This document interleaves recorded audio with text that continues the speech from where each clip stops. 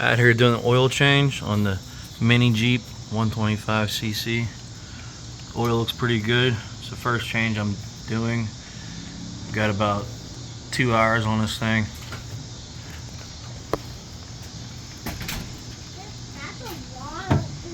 Yeah, it looks pretty good actually. It smells kind of weird though. Let me smell it. We deleted the fuel pump here. And we got a line going directly to the carburetor from the fuel tank itself.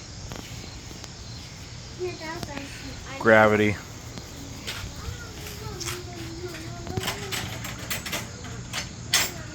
Not bad.